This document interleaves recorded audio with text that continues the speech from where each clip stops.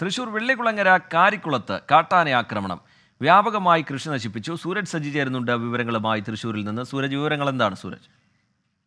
പുലർച്ചെ 3 മണിയോടുകൂടിയാണ് വെള്ളിക്കുളങ്ങര ഫോറസ്റ്റ് റേഞ്ചിലെ കാരികുളത്ത് കാട്ടാന ഇറങ്ങിയത്. വീട്ടുവളപ്പിലെത്തിയ കാട്ടാന വ്യാപകമായി കൃഷിനാശം വരുത്തുകയും തൊട്ടു പിന്നാലെ ഈ 9ാം വാർഡിൽ താമസിക്കുന്ന ഉമ്മത്തൂർ മൊയ്തീൻകുട്ടിയുടെ വീട്ടിലെത്തിയ കാട്ടാന അവിടെ ഉണ്ടായിരുന്ന ശുചിമുറിയുടെ വാതിൽ പൊളിക്കുകയും സെപ്റ്റിക് ടാങ്കിന്റെ സ്ലാബ് അടക്കം തകർത്തു, സംരക്ഷണ ഭിത്തി തകർക്കുകയും ചെയ്തു.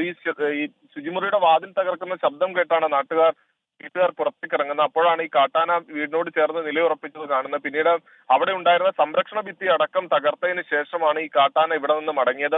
കുറച്ച് ദിവസങ്ങളായി മേഖലയിൽ കാട്ടാന ശല്യം രൂക്ഷമായിരുന്നു. അതിനിടയിലാണ് ഇന്ന് പുലർച്ചെ 3 മണിയോടുകൂടി ഇത്തരത്തിൽ ആക്രമണം ഉണ്ടായത്. എന്തായാലും ആർക്കും തന്നെ പരുക്കോ മറ്റു കാര്യങ്ങളോ ഒന്നുമില്ല.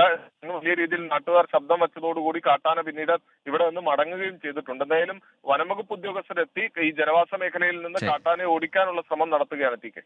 ശരി, സൂരജ് സജി വിവരങ്ങൾ നൽകുകയായിരുന്നു തൃശൂരിൽ നിന്ന്.